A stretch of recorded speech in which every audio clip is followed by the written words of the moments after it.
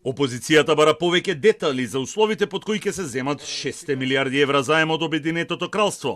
Власта вели дека се уште се преговараат деталите и се ќе биде познато набрзо и нагласуваат дека станува збор за најдобри услови кои Македонија може да ги добие во моментов. Лидерот на најголемата опозицијска партија СДСМ Венко Филипче најави дека партијата ќе го поддржи ратификувањето на стратешкиот договор за соработка и побара од власта да и соопшти на јавноста колку изнесува каматата пред да се потпише договорот. Според Филипче, во овој тип на заеми ризикот е што нема транспарентност и контролни механизми при трошењето на парите. Тој нагласи дека владата мора да се фокусира на преговорите со Европската унија, бидејќи токму од унијата може да се повлечат и поголеми суми на пари како неповратни грантови без да се плаќа камата, како што е во случајот со британскиот и унгарскиот заем. Огромна сума на пари, 6 милиарди евра го надминува дури и нашиот буџет. Првото прашање е кој е потеклото на парите? Дали парите се британски и директно од британската влада или станува збор за фонд кој што е лоциран во Велика Британија, а располага со пари од некоја друга земја?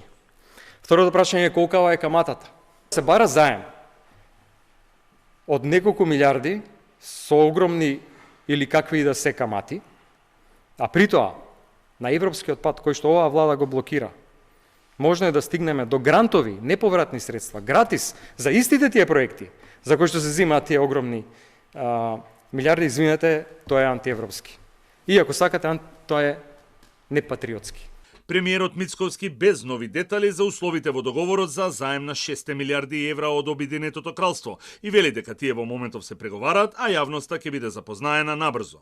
Ќе се мултиплицираат придобивките и јас сум убеден дека од сето ова ќе имаме навистина еден трансформационен период кога станува збор за државава, затоа што ова се трансформациони проекти кои што имаат за цел да додадат вредност не само во квалитетот на живот на граѓаните, туку и генерално во македонската економија.